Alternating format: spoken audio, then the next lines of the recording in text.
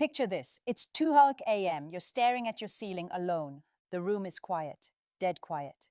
Replaying the night over and over in your head, you were with her. The vibe was electric. You could feel the tension in the air, heavy like static before a storm. She was laughing at your jokes, lingering a little too long when she hugged you goodbye. But you hesitated. You froze. You waited for a sign that was written in neon lights. But because it wasn't spelled out in plain English, you missed it. And now she's in her bed, wondering why you didn't make a move, thinking you rejected her. And you're in yours, drowning in regret. That gut-wrenching feeling of what if, that is the price of ignorance. Most men live their entire lives in this fog. They walk past open doors, blind to the invitations waiting for them. The tragedy isn't that women aren't interested. The tragedy is that men are deaf to the language of desire. We are here to kill that version of you, right now. We are going to strip away the confusion and expose the raw, unfiltered truth of female psychology. This isn't just about getting laid. This is about connection. This is about not letting those magic moments slip through your fingers like sand. Because when a woman wants you, she screams it, just not with her mouth. She speaks in plausible deniability. She speaks in code because she's terrified. She is scared of rejection, just like you, scared of being judged, scared of looking easy. So she hides her desire behind safe, innocent phrases. If you can't decode them, you don't deserve her. Before we unlock these secrets, if you are ready to stop fumbling the bag and start reading The Matrix, hit that subscribe button. Do it for your future self. Do it so you never have to stare at that ceiling alone again, wondering what went wrong. Let's get into the mind of a woman who wants you. You have to understand the emotional landscape she's operating in. A woman's reputation is her currency in society. Even in modern times, the stigma of being too forward haunts her subconscious. This is why she will never ever say, "Take me home and sleep with me." That is too risky. Instead, she uses plausible deniability. This is her safety net. She throws out a line that has two meanings, a literal one for the world and a hidden one for you. If you act on the hidden meaning and she wasn't ready, she can retreat to the literal meaning and say, "I didn't mean it like that," safely. But if you catch the signal, she feels understood. She feels that spark of "he gets me." That emotional connection is the precursor to physical intimacy. You need to be the man who listens to the subtext, not just the text. Let's look at the first major signal, the environment. You're out, it's loud, it's chaotic. She leans in, invading your personal bubble, her lips inches from your ear and says, "It's so loud in here," or "I can't hear you." This is not a complaint about the decibel level. This is a plea for intimacy. Emotionally, she is feeling disconnected from you because of the crowd. She wants to be in a bubble with you where the rest of the world disappears. She is asking you to isolate her. If you just nod and scream back, "Yeah, it is loud," you just failed the vibe check. You just proved you are just another face in the crowd. She wants you to lead. She wants you to say, "Let's go somewhere quiet." Watch her eyes light up when you say that. That relief? That's the tension breaking. She isn't running away from the noise. She is running toward you. She wants to hear your voice drop to a lower octave. She wants the privacy to let her guard down. This is the first gate. If you don't walk through it, the night ends there. Now let's talk about time. Time is the most valuable resource we have. When a woman gives you her time, she is giving you a piece of her life. You're at the end of a date or the party is winding down. The logical thing to do is go home, sleep. But she looks at you, maybe checks her phone and ignores it and says, "I'm not even tired yet," or "I don't want to go home yet." Listen to the emotion behind those words. That is longing. She is fighting against the end of the interaction. She is enjoying the dopamine hit she gets from being around you so much that she is willing to sacrifice her sleep, her morning routine, her comfort, just to keep it going. In the context of seduction, "I'm not tired" is code for "I have energy for something else." It is a direct challenge. She is putting the ball in your court to extend the night. She is practically begging you to change the venue. If you say, "Me neither," and just keep sitting there, the energy dies. It goes stagnant. You need to use this bridge. "I'm not tired either. Let's go to my place. I have this wine you need to try." Or, "Let's get out of here." You are validating her desire to stay with you. You are rewarding her investment. If you send her home when she says she isn't tired, you are rejecting her. You are telling her, "I have had enough of you for tonight." That stings. That kills attraction. Recognize that this phrase is her way of saying she feels safe enough and excited enough to let the night evolve into something physical. Let's get visceral. Touch. It's the electric current that turns a friendship into a romance. But a woman often won't initiate touch aggressively. She will invite you to touch her. The classic line, "My hands are so cold," or "I'm freezing." And this is not a weather report. This is a biological distress signal that requires a masculine solution. She's making herself vulnerable. She is highlighting a physical sensation in her body and presenting it to you to fix.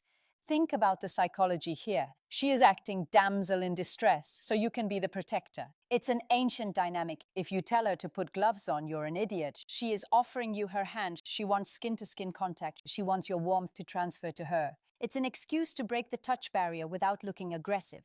When you take her hand and rub it to warm it up, look at her reaction. Her breathing will change. Her pupils might dilate. You have crossed the line from talking to feeling. This is where the arousal spikes.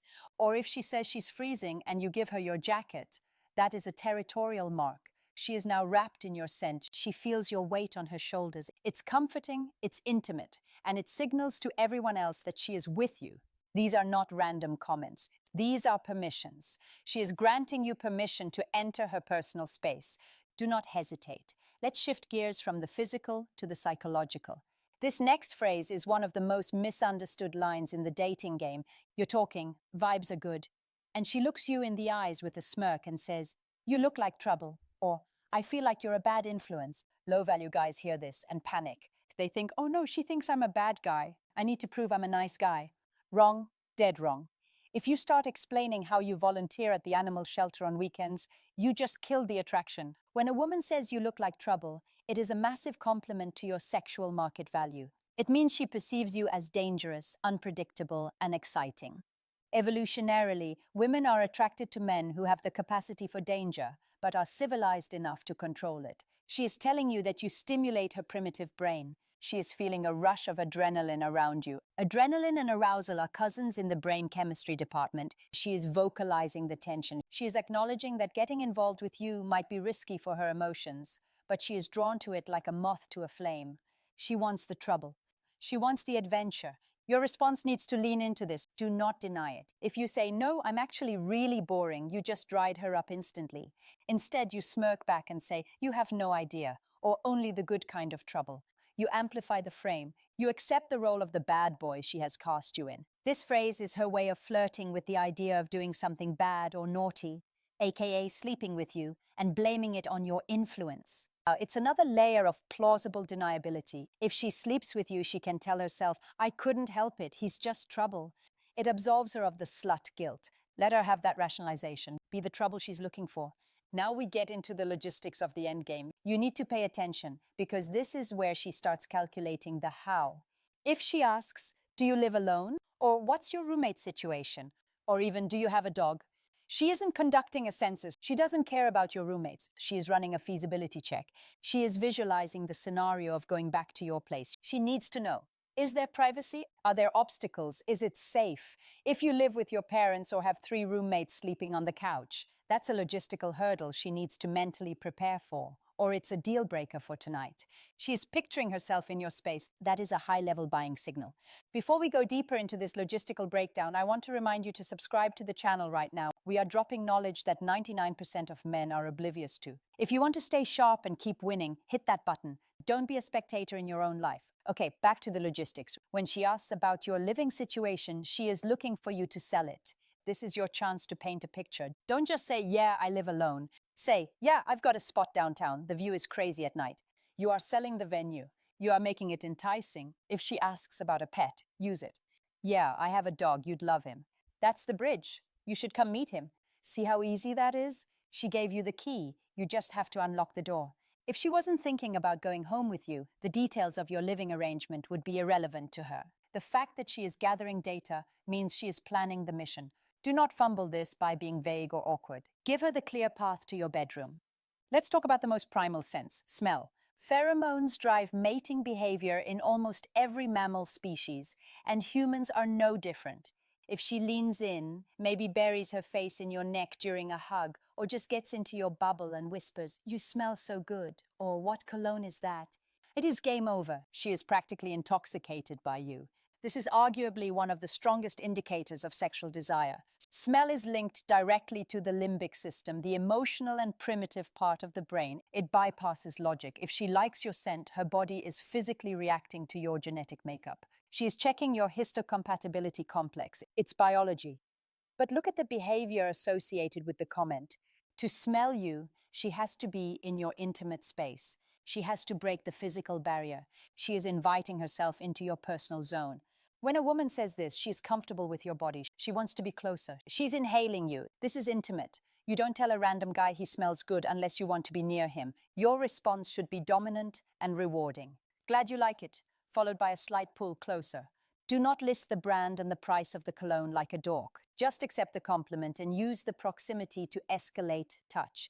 If she's sniffing your neck, she's already halfway to kissing it. This is a green light that is shining so bright it's blinding. If you pull away or act shy here, you are rejecting her biological advance. Stand your ground, let her take you in. She's priming herself for intimacy. Here's another one that confuses the nice guys. She looks at you skeptically and says, I bet you say that to all the girls, or you're such a player, or how many girlfriends do you have? The beta male hears this and thinks he's in trouble. He thinks he needs to defend his honor. He starts pleading, no, I'm loyal. I'm not like that. Stop it, you're pathetic. When she calls you a player, she is qualifying you. This is a shit test. She's checking your frame. But more importantly, she is acknowledging that you have pre-selection. She sees that you have traits that other women desire. Women want men that other women want. It's social proof. If she thought you were a loser who couldn't get a girl, she wouldn't call you a player. She would just ignore you.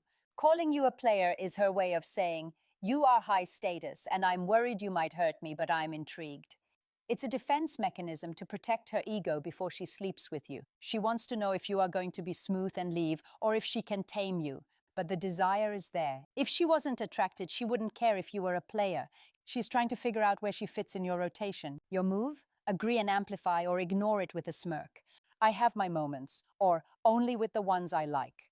Keep the mystery. Do not try to convince her you are a monk. The fact that she views you as a man with options makes you more attractive, not less.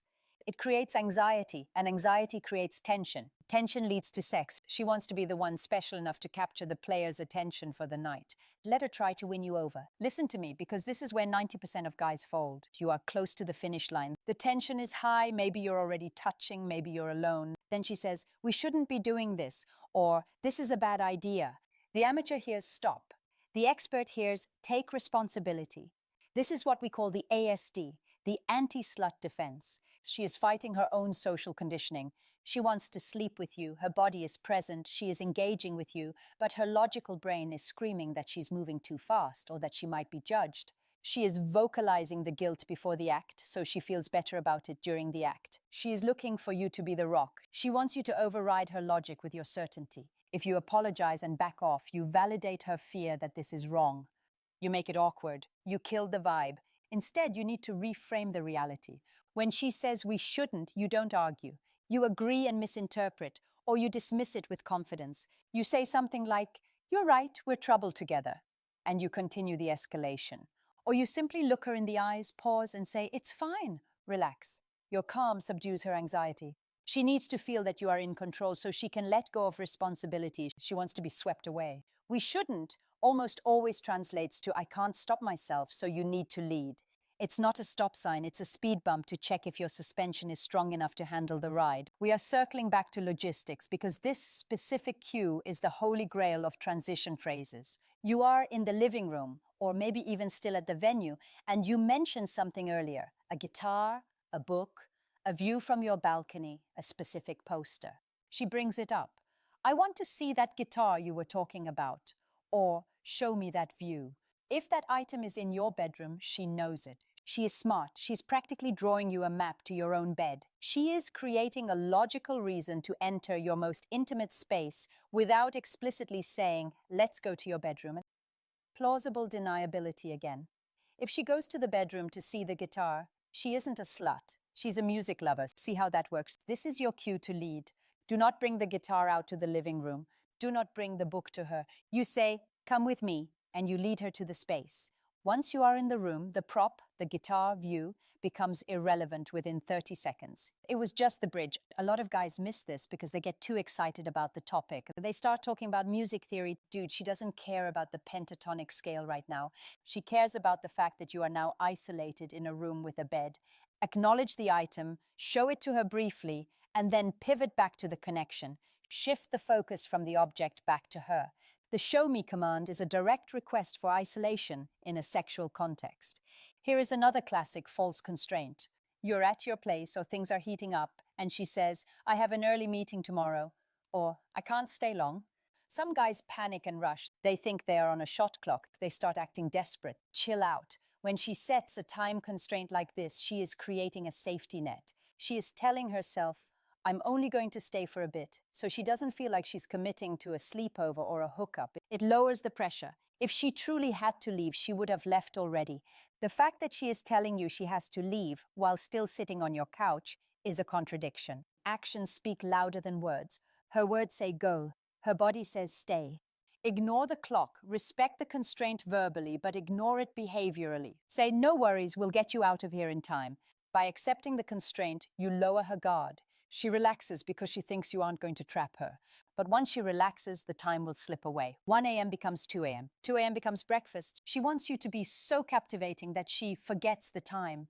She wants to have an excuse. Oh my God, I stayed so late, I didn't realize. That is a much better story for her than I planned to stay all night.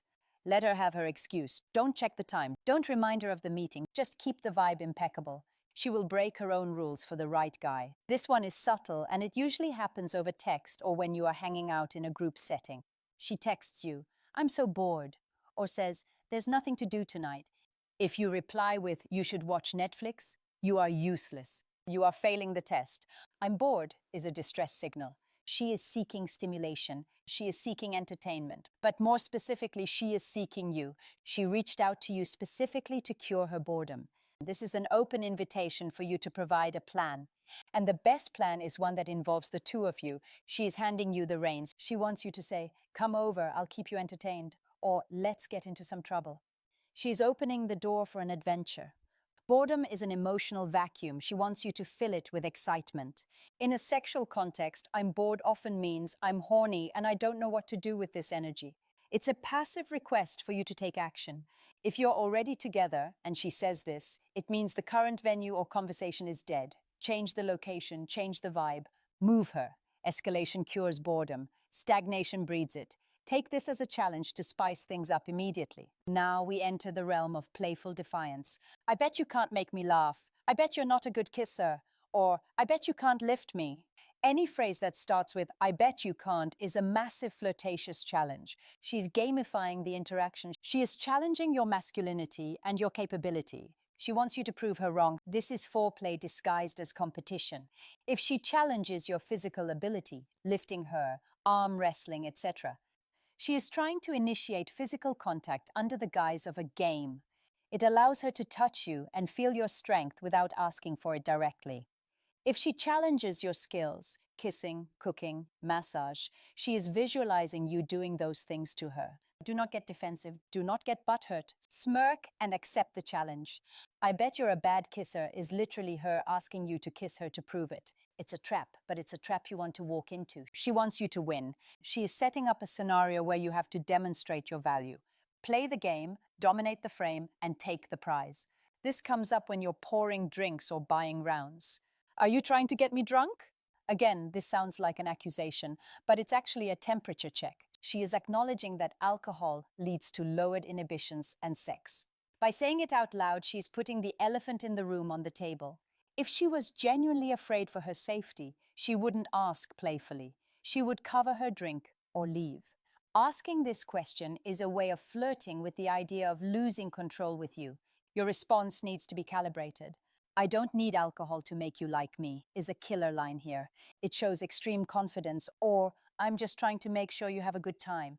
It's cheeky. It acknowledges the game. She knows what's happening. You know what's happening. This phrase is just her way of checking your vibe. Are you a predator or a seducer? A predator gets defensive. A seducer laughs it off and maintains eye contact. Pass the vibe check, and she finishes the drink. We have covered 70 minutes of the female lexicon. We have decoded the matrix of plausible deniability.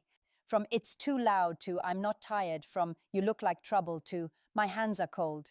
You now have the Rosetta Stone of female desire. Understand this. Women want sex just as much as men do, often more. But they need the right environment, the right emotional safety, and the right leadership to unleash it. They will rarely give you the key. They will just leave the door unlocked. It is your job to turn the handle. If you missed any of these signs in the past, don't beat yourself up. Learn from it. But from today onwards, ignorance is no longer an excuse. When you hear these phrases, your ears should perk up. Your heart rate should slow down. You should smile because you know exactly what she's doing. You know she's waiting for you to make the move. Don't let her down. Be the man who gets the signal. Be the man who leads. If this script opened your eyes, if you realized how many signals you've missed in the past, you need to do one thing right now. Subscribe to the channel. We are building a fraternity of men who understand the game, not men who complain about it. Hit the like button to lock in this knowledge. Next week, we are going to break down non-verbal body language signals that scream she wants you. You don't want to miss that. Stay sharp, stay dangerous. I'm out.